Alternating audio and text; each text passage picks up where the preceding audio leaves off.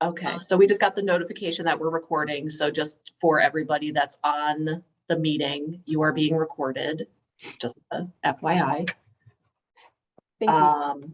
And then first on our agenda, we have, Katie's brought up the slide for menti.com. So you can go to that website and use that 8-digit code to interact with a couple of questions that she put together for us. Thank you, Katie, for putting all of this together. You're the reason why we have these meetings. They go in some kind of logical order and are organized. Or you can also scan that QR code. So just take a second to log on or scan.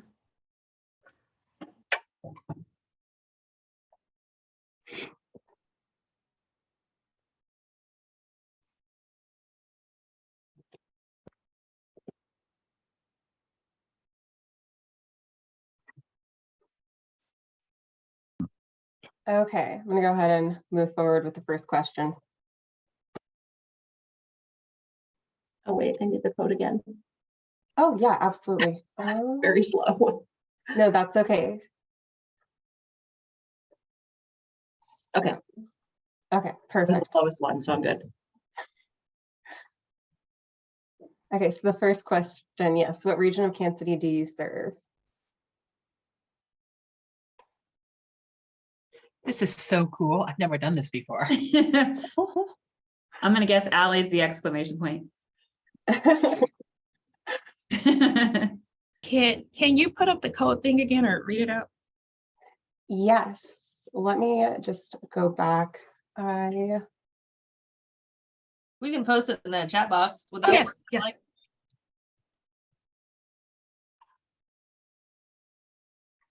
I am typing it out now. Oh, Allison, you're great. Thank you. Much faster than I am. I just had some caffeine right before this, so I'm ready. Yes. Okay. So it looks like a nice mix of people. That's awesome. To Johnson County, all of it. Couple, yeah, we served all.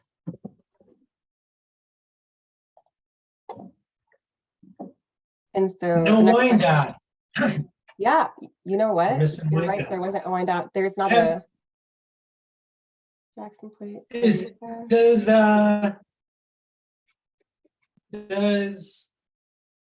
know Angel from KCK used to come to meetings. Has she been recently? Wasn't that her name, Angel? I haven't seen her in a little bit. So she Really?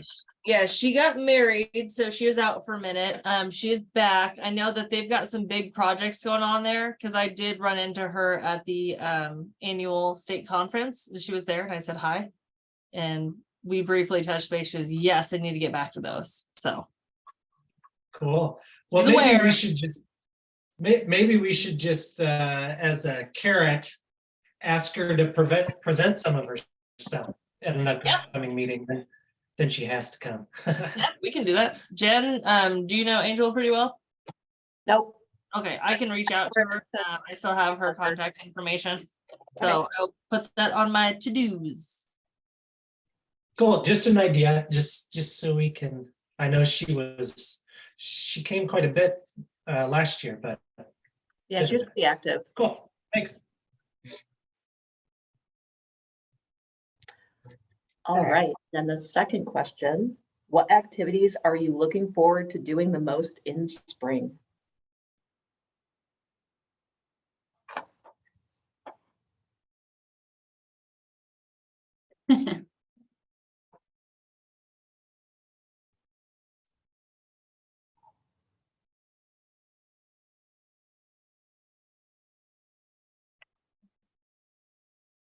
Oh, corporate challenge. Yes. Was that an Allison one too? No, that was me. Oh, hey. You have 2 corporate challenges on there. Oh, there Mhm. are. Wow, I must be blind. I did not see the second one. You just saw a corporate challenge, you got excited, and you blacked out. You're like, I did. Oh, I love all of my fellow gardening people. These are some great ones, bicycling and beer. Does Bike Walk KC still do that like beer tour? Does anybody know what I'm talking about? You Yeah, missed it. It was in September Oh, was it? or Yeah. October. Yeah. Wow. But it used to be in the spring, and then pandemic threw it all off. They did it in the fall this year. They're gonna, last year, they're gonna skip it this spring because it was Oh. too tight of a turnaround to do the one in the fall and this one. And then it'll come back like a year from now. So Oh, gotcha. Yeah, I've never been. I've just heard about it. So I haven't been to that one, but we do our own in Lawrence where we hit up all 9 breweries and it's like a 32-mile ride. So we're not drinking full beers at this place. These are like just little samples, just to be clear. yeah. We're being safe and we have laggers. So if anybody can't bike, they jump in the minivan.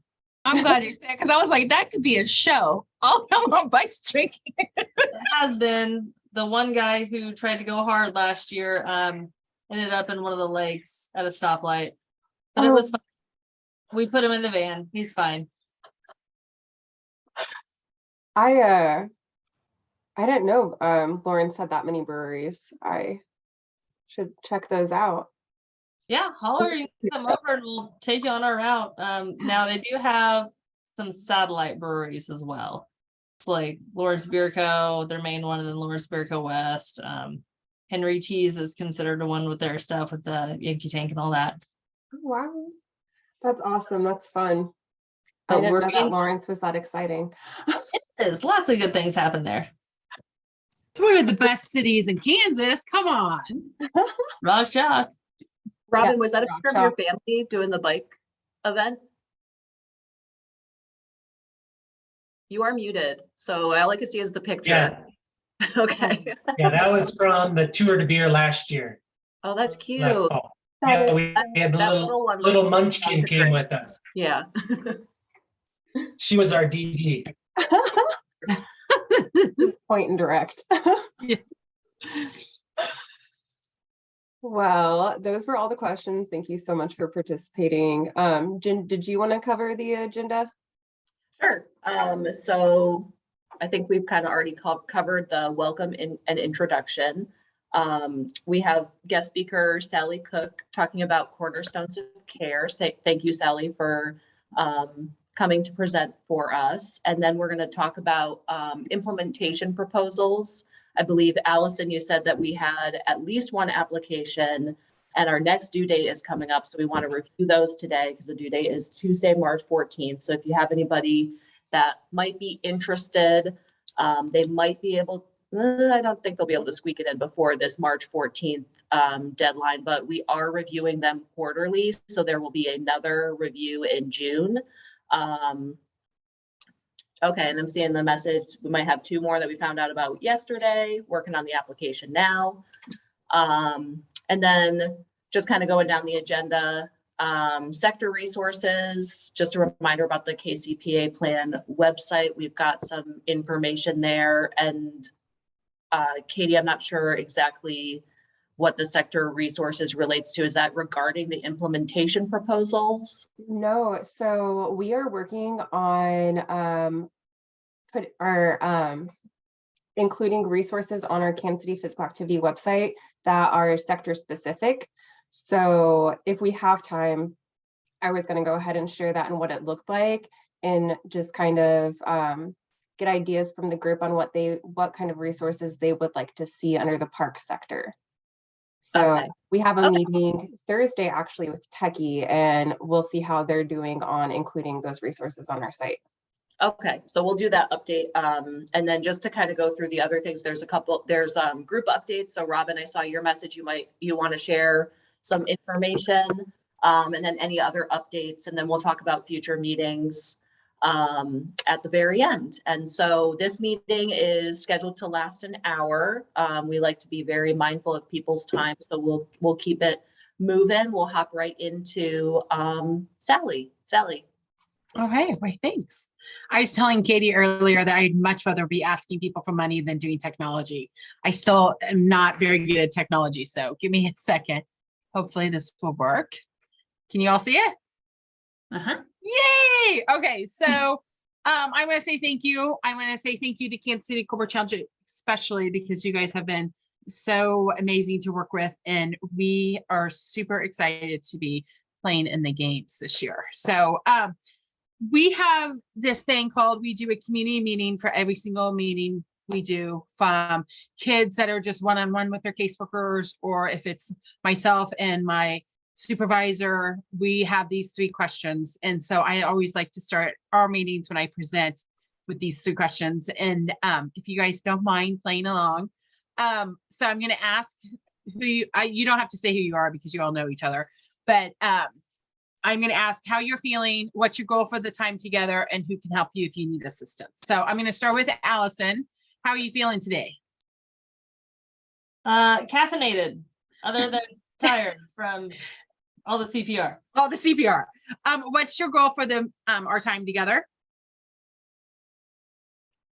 To learn more about what Cornerstones of Care is doing, how and I can plug it into my job, which I kind of Perfect. already know about you guys a little bit, but That's okay. Hopefully you'll get a new nugget. Who Yes. can help you if you need assistance?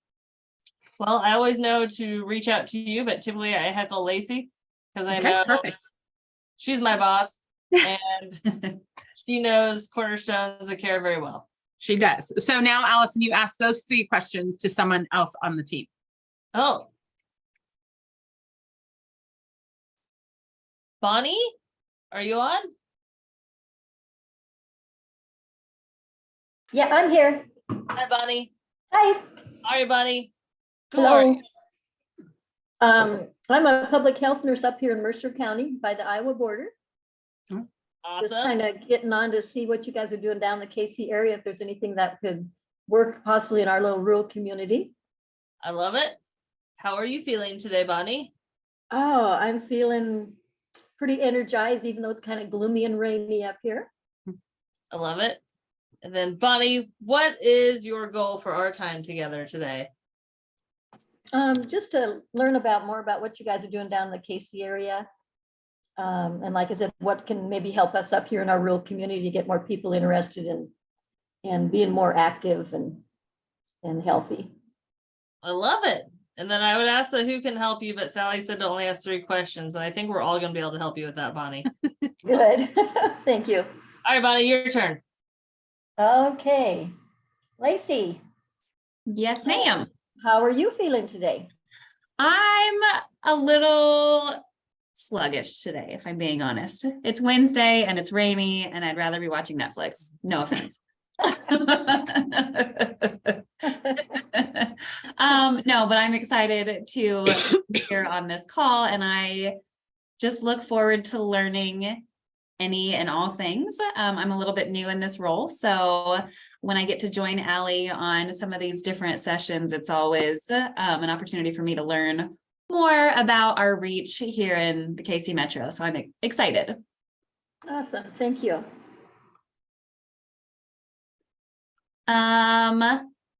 And who can help me? I'm actually going to turn it right back around and say Allie. Allie helps me with kind of some understandings on, again, just our reach in the wellness community here in KC Metro. So, okay, I'm going to ask Katie. Katie, how are you feeling? I'm feeling motivated today. Good. Yes. Good. What's your goal for our time together? Learning more, kind of similar to Allison, about what Cornerstones of Care does and sharing it with our sector members later on. Awesome. And who can help you? Allison and Jen, and I'm thinking more toward this situation, just like our meetings. I know if they're always willing to step in if I need some help. So Awesome. yeah. So I'm going to go ahead and ask Jen. So Jen, how are you feeling today?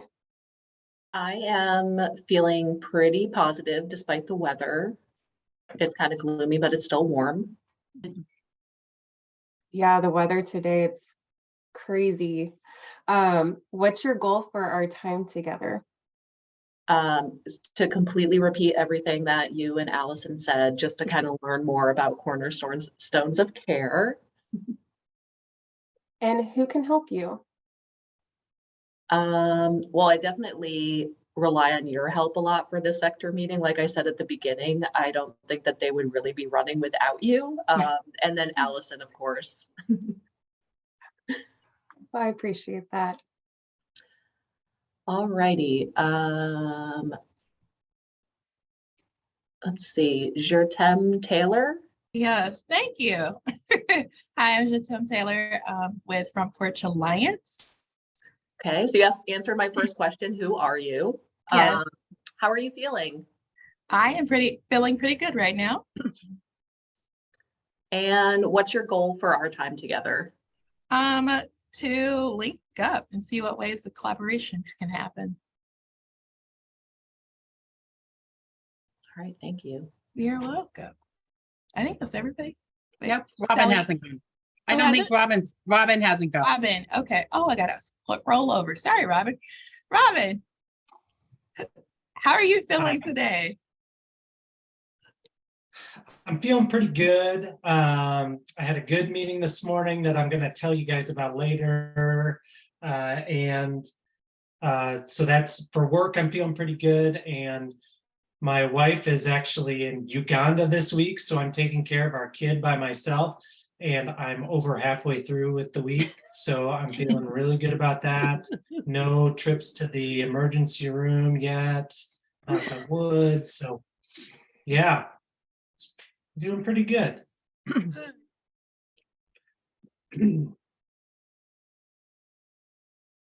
Robin, what is your goal for the time together?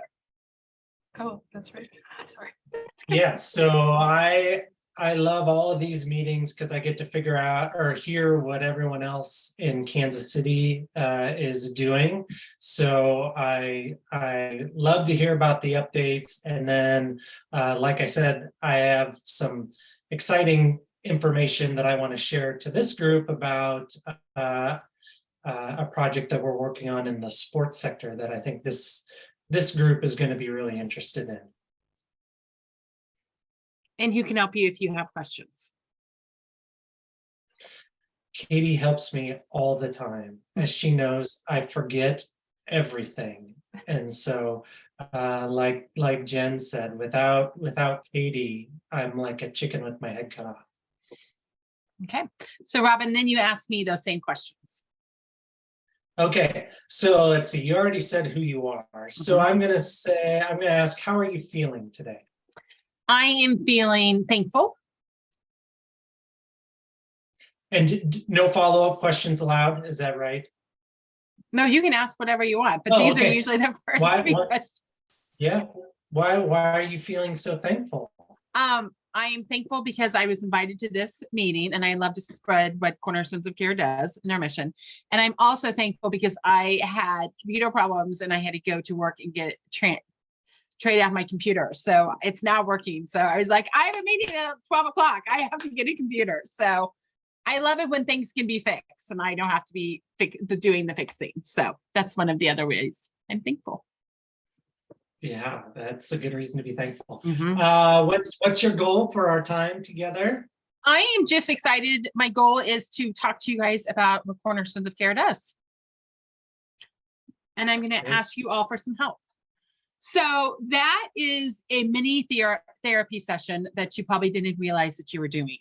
And that's really important for us to do with kids, with staff, with kids and staff, with volunteers, because it's really nice because it makes you focus on your task at hand. You might be having a very hectic day. You might be overwhelmed, but you're in that meeting for, the hour. You focus on how you're feeling. If I said I was, sad or devastated or not having a great day, then the person that would be asking the questions would be, would you like me to touch back with you later in the afternoon? And that usually always happens because, emotions are a big thing for kids and emotions are big things for adults. And a lot of our kids don't know how to express emotions. And so if you put a word on your emotion, it teaches them just little things just from the very beginning. And I love this because people now, when I go to meetings and we don't do this, I'm like, this is so odd. But at the beginning, I was like, this is the strangest thing I'm not one to talk about emotions very much, but it makes sense for us being a sanctuary model trauma-informed care at Cornerstones of Care. So I'm just going to briefly talk about Cornerstones of Care, our history, what we do today, how you can connect with us and answer any of your questions. So you can always just raise your hand or just interrupt me, because as Lacey and Allison know, I like to talk a lot. So sometimes I ramble off. So that's why I do a slideshow. So I stay on point. So, okay.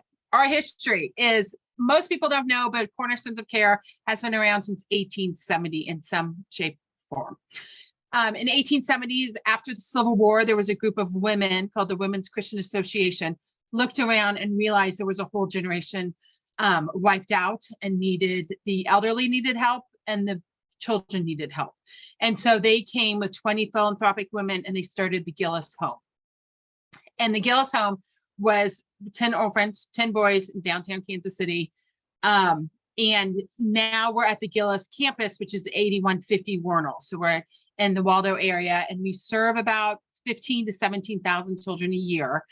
It's changed a lot since we don't have an orphanage anymore, but we are still serving children in our community, and that's really important. And I'm a history nerd, so Gillis was at the very end of the city. So if you're familiar with Kansas City, Southwest High School was literally at the southwest corner, and that was like on 72nd and Warnell. So that's as far as it went. And Gillis Home, we placed Gillis where it is at 81st 50 Warnell, is because it was Sunnyside Dairy, and Sunnyside, we bought the land from the Sunnyside Dairy. And Mary Gillis Truce is a woman that was really involved in the Gillis Home, and that's why it started named the Gillis Home. So if you go down to the River Market and you see the Gillis Opera House, that was actually the profits from the Opera House came back to the Gillis Home to help the children. And so we're very deep into the history of Kansas City. Mary Gillis Truce was married to Dr. Bonneau Truce. They did not have any children. So when they both died, their money went to the Gillis Home. So it's kind of a fun fact. Who we are a behavioral health nonprofit dedicated to providing safety and health in children and families in Kansas and Missouri, and actually in beyond. And I'll tell you that reason in just a minute. Our mission is partnering for safe and healthy communities. And that's really vital for our kids, because we serve the foster care system, and foster care kiddos are more successful if they stay within their own community and their neighborhoods. We have about 750 professionals. A lot of people don't know that we're that big. Our budget's about $50 million a year, and we serve about 15,000 kids. I don't know how many kids we've served in 2022 yet. They're still working on the numbers, but we do serve a lot of children and their families. How we do it in a million different ways. We do it, I call these the 3 buckets, because it's a little bit easier to parcel them down.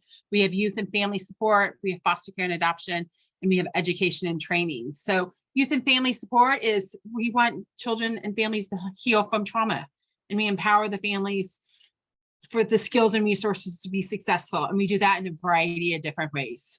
We do it through helping youth gain independence through educational and living and support. And this is where Kansas City Corporate Challenge really supports us, because they support the Build Tribe program.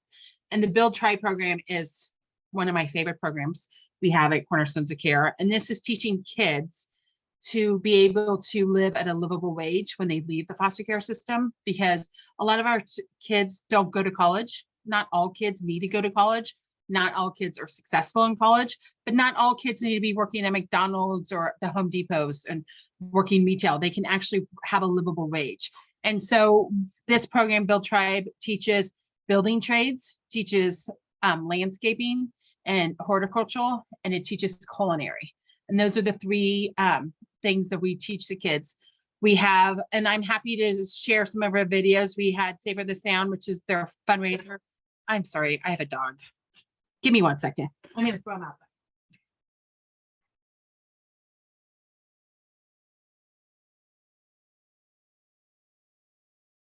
He doesn't bark all morning until I'm on a conference call, so I apologize. We have videos that, the newest video is a young gentleman named Dylan, and he is really successful in the culinary because he wants to learn how to become a sous chef, and then teaching them all those kind of things. And it's really inspiring because if you've been to a Kansas City Corporate Challenge, the end of year celebration last year, we featured Tay. And Tay, when we were there in July, he was deciding between 3 job offers, paying $22 to $26 an hour, which is huge.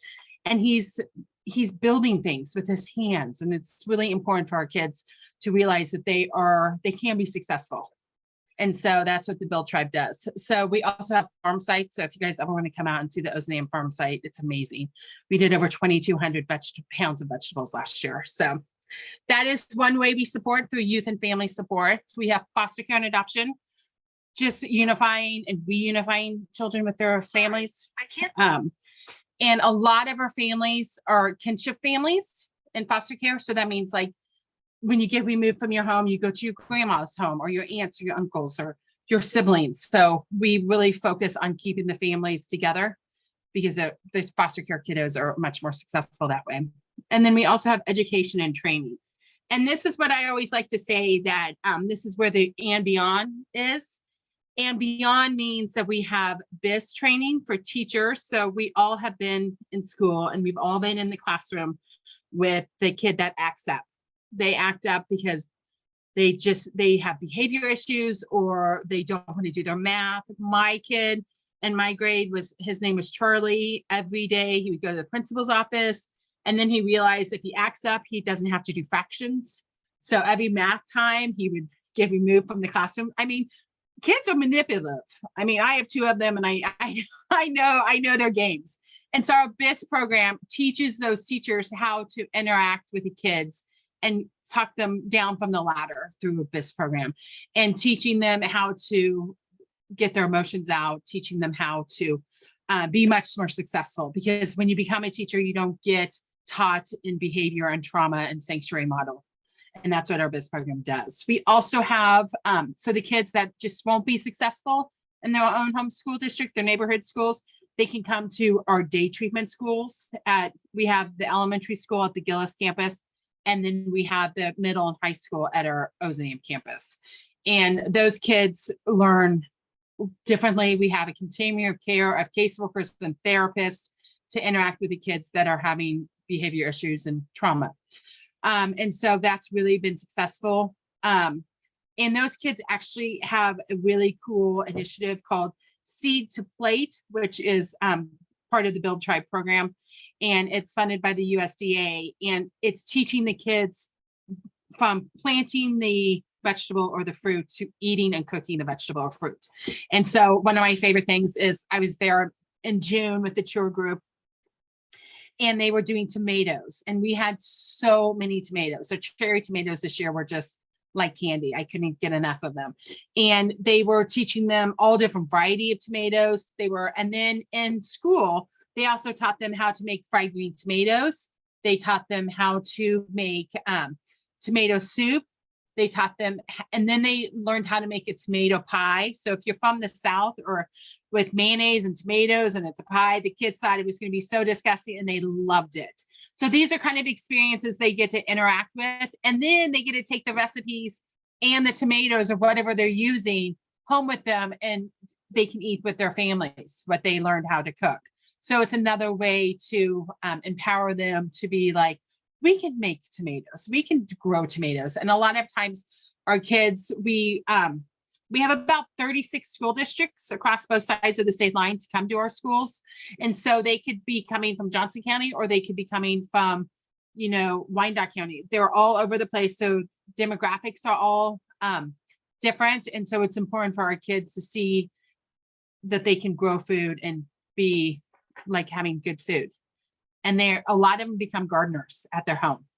I fell in that trap with my daughter in kindergarten. I have a vegetable garden because her kindergarten teacher said we should plant one. So it's nice. These are the communities we serve today. So we do serve a huge portion of both states. Most people don't know how big Cornerstones of Care is. In 2017, we merged 5 agencies into one. So a lot of people will know Ozanam or Gillis or Spofford or Marillac. But we're all one. Marillac, actually, we sold off to KU because it's a psychiatric ward for children, and that's just not our specialty. And Marillac is thriving today, like it was when it was individual. Spofford was mainly a lot of itty bitty kiddos in residential, and no itty bitty kid needs to be in a lockdown facility. So we realized that that's just not best practice anymore. So we try really hard to get the smaller kids into homes, foster care homes, kinship homes in the communities that they're from. And so that's really vital. And then OSAM is the only campus that has residential. I always like to say residential is it's a lockdown facility and it has a continuum of care, but we need it. It's like having an emergency room in your own community. Like you don't ever want to go to the emergency room. You would rather go to the doctor, but if you do need emergency room services, you need to make sure we have it. So residential is one of our main principles in the care we serve our children, because the kids that we have in those at residential are the kids that need a lot of help and a lot of support, and they have lots of therapy and a lot of people that love them and help them heal from their trauma as much as they can, or cope from the trauma that has been inflicted upon them. And so we have about 42 kids right now at OSAM. We can house up to 72, but with the shortages of staff and some other issues, we're keeping it at 42, and it's a pretty good number. They have dance and movement therapists, they have an art therapist, they have a music therapist, they have a horticultural therapist, they have equine therapy. So they have lots of different fun activities, masses therapy, which, they always need that. So that is where we serve. The ways you all can help us is fostering with us. We always need more foster care families, or just talking to other people that might want to foster care with us, work with us. We have lots of different professional development, career opportunities. We also always need volunteers to come out to help with the gardens, or if you are really good at something, if you want to share your knowledge, we have this volunteer that's really good at making Asian cuisine, and she actually comes and teaches our kids how to make Asian dishes, and they try it and they love it and they learn all those kind of things. And she also teaches them how to budget and teaches them how to grocery shop. And so that's a really vital skill, because a lot of our kids don't know those type of skills. And then support us, just a donation, connect with our mission, make an impact that way. I said all that. We always have really amazing special events. So you guys can always sign up to volunteer at our volunteer e-newsletter or any of our social media posts. You can go and sign up and learn more all about Cornerstones of Care. We always are looking, we are really big in welcoming, inclusive, diverse, and equitable, because the population we serve is all different kinds of people. And so we are really big in the DEI and the WIDE initiatives. And that's really important to us, because we want a lot of our foster care kids are from the LGBTQ community. And so we want to make sure that everyone's represented, from the board, from our staff, from the people we serve. We have Cornerstones of Care Champions, which is a young professionals group that's super fun. We have, if you like to garden, I noticed a lot of you guys said you can't wait for spring. We also have this amazing plant sale at the OSAM campus the last week in April. And it's mind-blowing how much money we raise off of $3 and $5 plants. I think last year we raised like $28,000. And if you come and shop, the kids on the campus will tell you the Latin versions of the flowers you're buying, and if there's shade or no shade, and you always walk out with way more flowers than you meant to buy. But that's the whole point, right? The little fundraisers. We always need gifts in kind drives. We always need hygiene products for all different races. We need boxers and clothing drives, and we always accept new things. And then we have a big push during the holidays, because of we sponsor out. I think we were at 1,200 kids last year for Sponsor Our Youth. So each kiddo gets a Christmas gift and sponsored out. And then we have gift gallery, and that's when our community comes and shops. And I know Corporate Challenge has helped with that. And it's one of those places that fills your bucket for months on end, because it's just an amazing thing to see the community all come together. And I talked to you about life volunteers and campus work beautification projects. We have lots of offices and campuses, and we need lots of help. We also sell Charlie Hustle t-shirts. They're exclusive to us. And so they're always fun to see. And then this is just a little bit of, this is a picture from the plant sale. Look how beautiful those flowers are. I mean, come on, they're ridiculous. And then we have like Top Golf and Savor the Sound. And we actually, if you know any disc golf, we have Stewie from Suburban has his own private disc golf course that he opens out for 4 or 5 nonprofits. And it's like Mecca against the disc golf people. When I first started here, I was like, oh, my husband plays golf, disc golf. And Chad's like, does he really play? And I was like, oh yeah, he played all the time when we lived in DC. And he's like, well, does he have a backpack? And he's like, what? He just has a disc. Like, these people come prepared with, like, you know how it is. You've seen them. You've seen all the crazies. And so that's a really fun one. So there's all different ways that you guys can plug in to help us. And it's just really important that I'm able to share what we do and who we help and the kids we serve and the families we serve. We do lots of different activities in the community. We have a big, in Kansas and Missouri, we do a lot of preventative care. So one of my favorites is learning about a kiddo that might be hotlined in the school because he's wearing the same clothes every day and he's always hungry.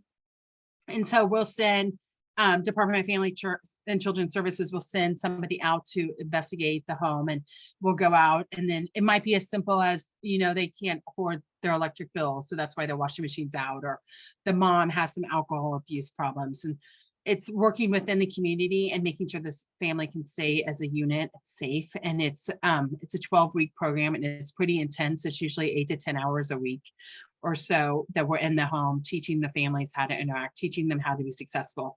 And that has been very successful for us. And so we don't have to remove the kids from the home. And so that's really important, because once you leave your home, it's really hard to reunify with your own, go back home. So it's really important. So I think that's all I have. Do you guys have any questions?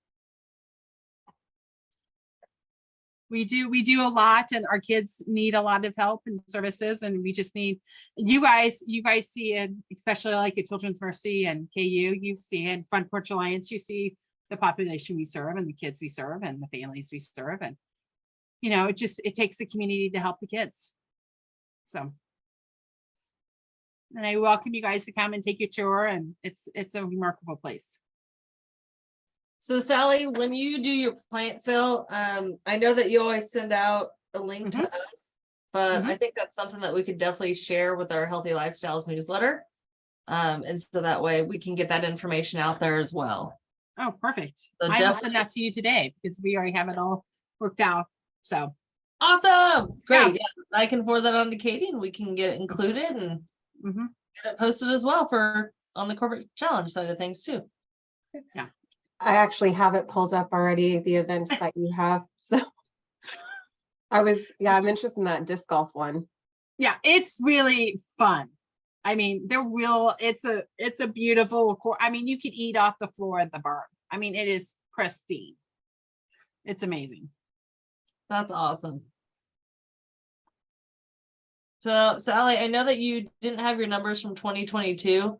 But do you have numbers from 2021 that you could share with us? I didn't know if I caught that or not. Maybe I missed it. I can. Yeah, I can send you. We have like a we have information for you. Yeah. Okay, cool. Yeah, because that would be awesome just to share as well, just to help promote the garden.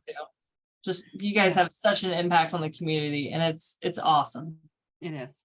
And it's really, and there's a lot of negative things about COVID, but there's a lot of positive things. One of those is that when I sit at a coffee or donor meeting, that donor understands depression. That donor now understands anxiety. It's not just an inner city.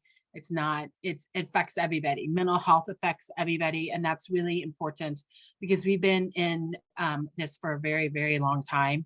And we see the ramifications. And if you think you were sad and depressed and anxious during COVID, think of a child that's 14 that can't see their families except just on a Zoom call.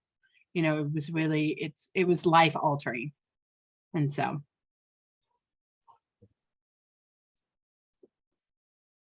Any other questions for me? We really appreciate all that you all do. No, I don't want you guys calm down.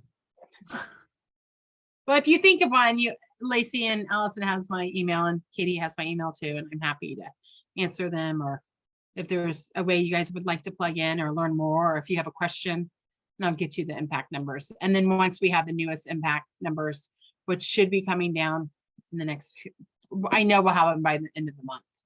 I'll send you that impact report too. Because it's pretty eye-opening to see the kids that we have.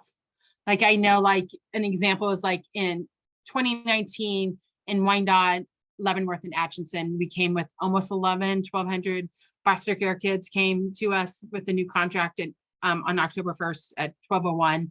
And right now I think we're sitting at 495 still in foster care. So because a lot of those kids have been placed in kinship homes, which is really important for us. So, all right, is that it? That's all you needed from me? Well, thanks. I appreciate it. Do you want me to send you my slide deck, Allison? Yep, that'd be Um, awesome. That way, if anyone else does want more information, we can share that as well too with them. Or we can just have them reach out to you directly. All right, Sally, perfect. thank you so much for coming on. Thank you, Yeah. Sally. That was awesome. Thank you. I'm glad I have a sick kiddo at home too, so I'm glad he wasn't interrupting me like the Oh, dog. no. It's Yeah. one of those days. Mhm. You know, it is what Tis it the is. So, season. yeah, Hang it's in the there. season. So thank you very much. I appreciate all you do. Talk to you later. Bye-bye. Thank you, All right, Sally. Sally. All right, next on our agenda, we've got our review of implementation projects and ideas. And I just gonna give us a time check. We're at about 12:45. So this is probably gonna be one of the last topics we get to unless we really, really speed through it. So Allison, I think did you have an application or an idea, a project? I've got 3 things, and they are all through JCPRD, so I will have to get all these to Jen so that way they can be vetted that way. So that way it's not, yeah, I'm gonna vote for that. No, that's not right. That's conflict of interest. So I'm gonna pass it all to Jen. We have the We Folks or We Links golf tournament coming up for the Kansas City Corporate Challenge. This is going to be a program for youth kids to participate. So if your company, Children's Mercy, is signed up to participate, Robin, if your kids wanted to come out and compete, they could. This is to support the future generation of Corporate Challenge. And so we were going to ask for $5,000 just to help cover the fees of golf for the kids to keep it a free program. And then I know Corporate Challenge does have medals as well. So that way we'll have prizes and medals. So that's something that we're looking to ask for. And then I know that we're still working with PGA Midwest and First Tee for sponsorships, but right now they've already kind of hit their cap at sponsorships for the year after those conversations. So that's one project. Some other smaller programs. I know that our fish stocking program, they always ask for funds to help with fish, and the hand dryer's going, hold on, sorry. Okay, they always ask for funds to help with fish and promoting that program. And this program will help get kids involved and signed up to get involved with fishing. And we've had a lot of new fishermen and fisher people come out of this program as well too. So it's been great. The funding that they used to get through a grant is no longer available. They stopped doing that. So when I told them about this, I'm like, hey, wait, we have grant dollars. Let's look and see if we can get that applied. So that is in the works. I just found out about that yesterday. The last one I'll breeze through because I know Robin wants to present about his Aspen Institute Project Play Partnership update. The last one was another fishing event out at Meadowbrook Park. They're working on trying to have this be kind of like an outdoor Kansas Kids Fitness Day. And they want to make it a free event, and they want to get fishing poles in kids' hands and have them get more comfortable with the sport of fishing and getting outdoors and enjoying their local lakes and or parks.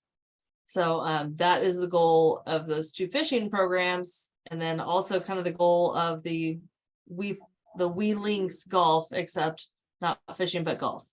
So I will get those applications over to Jen, and then we can hopefully talk about those at the core work group meeting, the next one, and then get those approved, hopefully if they're passed, and go from there. Okay, sounds good. I look forward to seeing those. So Katie, do you want to do the sector resources or do we want to maybe skip down a little bit? Yeah, we can go ahead and save those for our next meeting. If Robin wants to go ahead and present on the Aspen Institute now. Yep, Robin, you got the floor. Sure, I I don't have any formal presentation or anything. I just wanted to share, I think I may have mentioned this in a previous meeting that we were exploring this, and it's finally official. So we have secured funding to be a Aspen Institute Project Play Committee or community, sorry. There have been less than 15 that have been conducted so far, and really none in the Midwest. And so we're really excited about it. What this means, and here I'll throw in the chat real quick. One of their more recent reports from the Seattle King County partnership. Basically what this is, the Aspen Institute, which is like a think tank, will partner with the Kansas City Physical Activity Plan to conduct a project play partnership for the region.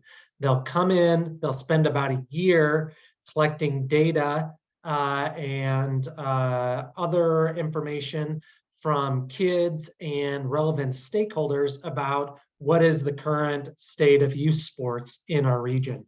And then at the end of all this, they will create a report like what I just pasted in the chat and host a day-long summit where they go over the report and clearly articulate next steps for the region to create equitable opportunities for kids to be involved in youth sports within our region. And so we're really excited, like in the case of Seattle, they completed this Aspen Institute partnership, and then it led to a whole host of new initiatives and a whole host of new funding all around youth sports in the region. And, you know, when we're talking about youth sports, I think we all know that youth sports right now is mostly parent-driven, fee-based participation.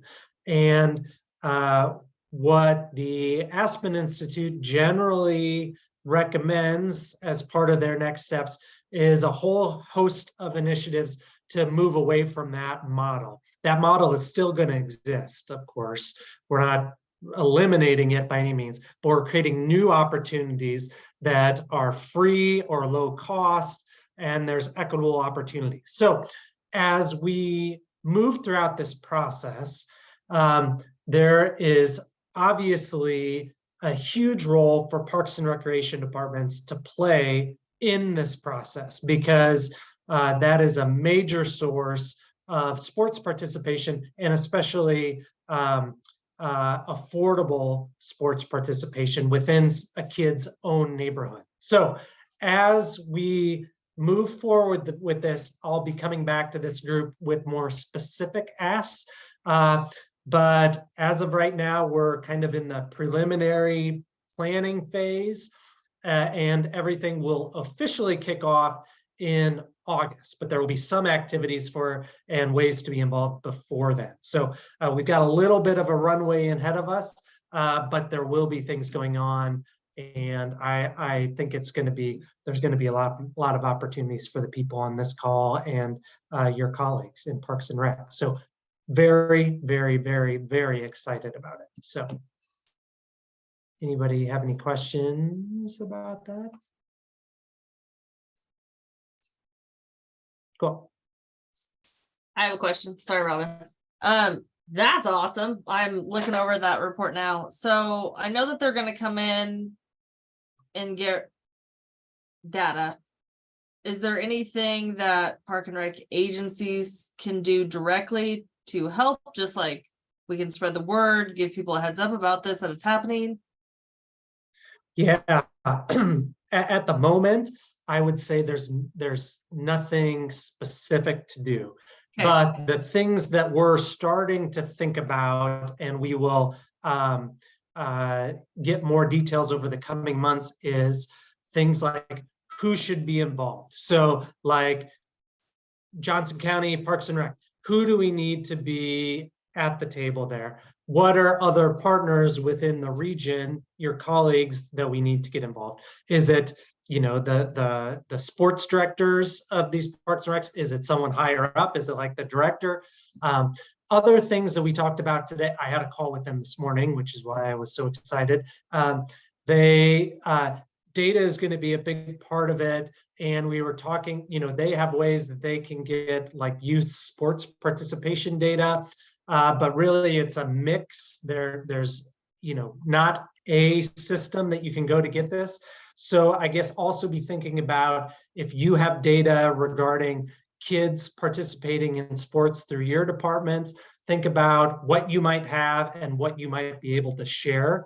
And then over the next few months, we can figure out exactly what we need and what Aspen Institute's going to want, and figure out how we can share data if that's possible. That's awesome. Yeah, because the first thing that goes to my mind is, oh, all of our participation numbers for each of these. Yeah. And also the health department, the epidemiologist, she's got a lot of great information from the school district, parks and rec agencies. So yes, this is very exciting. Thank you for spearheading that and getting that rolling. Yeah, and you know, we were talking, you know, a big interest that they have there. They are still learning about us as well. But I told them about the LifeX program within KCMO. And, you know, they're very interested in that and want to learn a lot more about that, and the activities that are included as part of that programming as well. So, and that, you know, that's just things that, like I said, they're learning about us.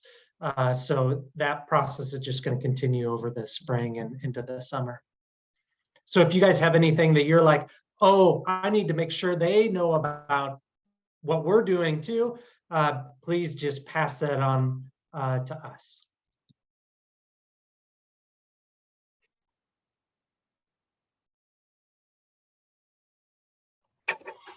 Thank you, Robin. Okay, thanks, Robin. So I think that kind of brings us close to the conclusion. We've got about 3 more minutes to kind of wrap up, and I don't think we have time to jump into another topic. So let's see. So the Kansas City Healthy Lifestyles Collaborative quarterly meeting is going to be March 2nd from 9 to 11. There is a link to register, and I am not sure where to find that link. So I'm going to like hope that Amy or Katie comes in and says, you can find it here. Or maybe it could go into the chat. But you can register for that meeting through Eventbrite, and I'm sure there's emails that have gone out about that. And then our next meeting is going to be Wednesday, March 22nd at noon. And we have a link to sign up for that as well through Eventbrite. There she goes. Good.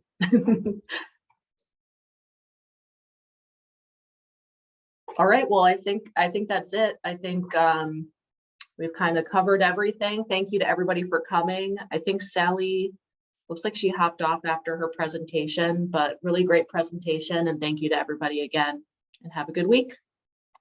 Thanks. Bye, everyone. Thank you.